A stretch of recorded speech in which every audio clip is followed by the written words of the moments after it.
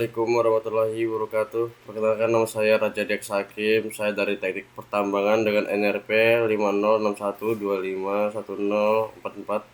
Saya ingin melanjutkan chapter 13 yang mengenai dengan pemborosan massal. Jadi apa sih itu pemborosan massal? Jadi pemborosan massal itu kayak merupakan pergerakan turun massa batuan, tanah atau puing karena gravitasi. Salah satunya itu kayak seperti proses utama pembentukan eh, muka bumi selain pelebukan erosi dan pengendapan.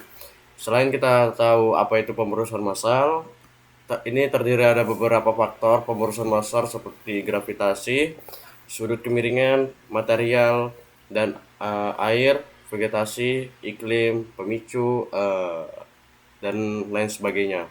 Kita mulai dari gravitasi. Jadi gravitasi itu kayak semacam gaya yang menarik sama material ke bawah lereng.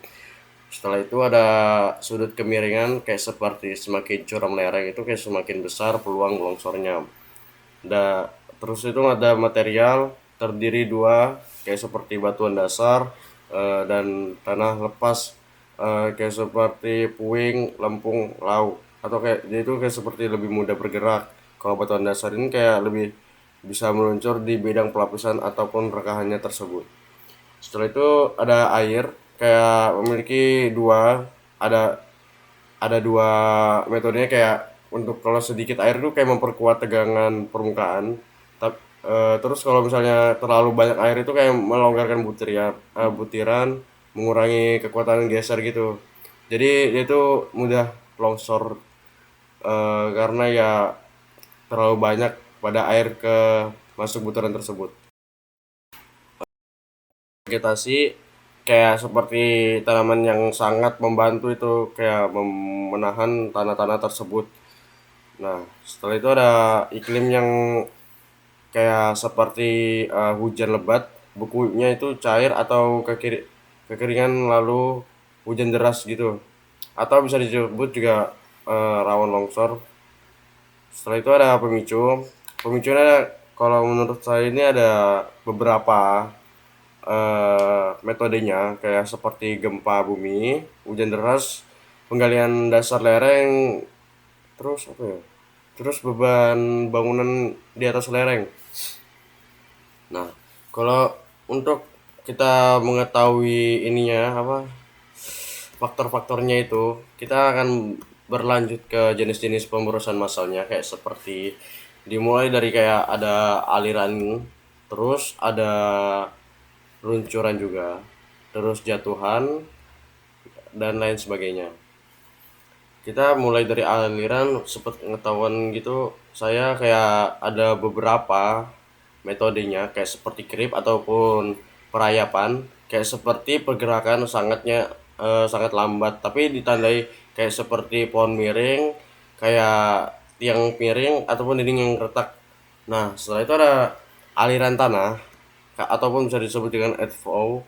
Jadi tanahnya itu kayak berbutir halus ataupun bisa mengalir menuruni lereng setelah jenuh airnya.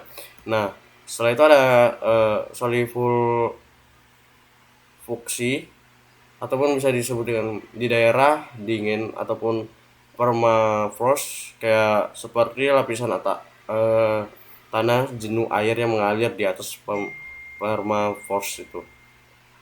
Kemudian ada aliran puing yang mengandung baturan besar plus juga lumpur. Jadi dia itu sangat cepat dan sering terjadi di lereng terjal gitu.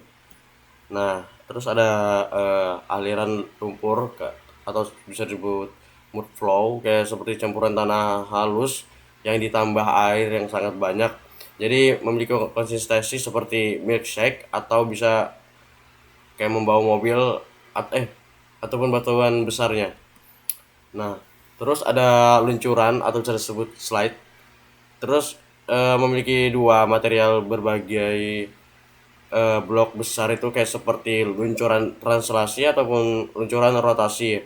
Jadi luncuran translasi ini kayak bergerak sepanjang permukaan rata gitu.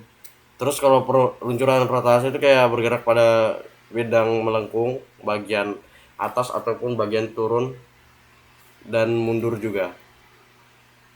Terus yang terakhir itu ada jatuhan atau bisa disebut fall. Jadi material tersebut itu kayak jatuh bebas dari tebing terjal gitu. Contohnya itu kayak seperti batu yang jatuh lah. Oke, setelah kita mengetahui jenis-jenisnya, di sini saya akan menjelaskan tentang contoh bencana pentingnya kayak seperti pada tahun 1900 di Peru terjadi longsor. Itu kayak bongkahan es dan puing meluncur sangat cepat hingga mulai dari 200 sampai 435 km per jam dan menewaskan kurang lebih sekitar 17.000 orang yang ada di Yungay. Nah, setelah itu ada eh, pada tahun 1995 dan 2005 terjadi di California. Las Conchita itu kayak seperti bencana yang aliran tanahnya berulang yang menghancur puluhan rumah-rumah yang ada di kota-kota tersebut. Terus yang terakhir kalau pendapat saya itu pada tahun 1980 itu tepatnya di Gunung Helens, aliran lumpur Gunung Helens itu kayak seperti bencana kayak jembatannya tersapu lahar oleh ombak-ombak tersebut. Oke, untuk menurut saya kayak pengendali dan pencegahannya itu kayak seperti ada beberapa yang menurut saya penting kayak seperti mengurangi sudut lereng, cut and fill. Terus ada membuat drainage air, ya drainage air. Dan menurut saya yang terakhir ini memperkuat lereng kayak seperti penyangga, dinding penahan ataupun paku tanah ada di situ. Baik, untuk chapter 13 kalau menurut saya bisa menyimpulkan bahwa pemborosan massal ini itu proses alami yang dibentuk oleh gravitasi, namun bisa dipengaruhi oleh air, material, kemiringan, dan vegetasi iklim serta juga aktivitas manusia tersebut. Nah, jadi materi ini sangat penting untuk kita semakin tahu gimana kita cara mencegah dari proses bencana-bencana tersebut tanpa kayak meminimalisir kan kalau kayak merugikan orang lain gitu. Jadi pemahaman saya itu kayak geologi sangat penting lah untuk meminimalkan kerusakan dan korban gitu. Terima kasih.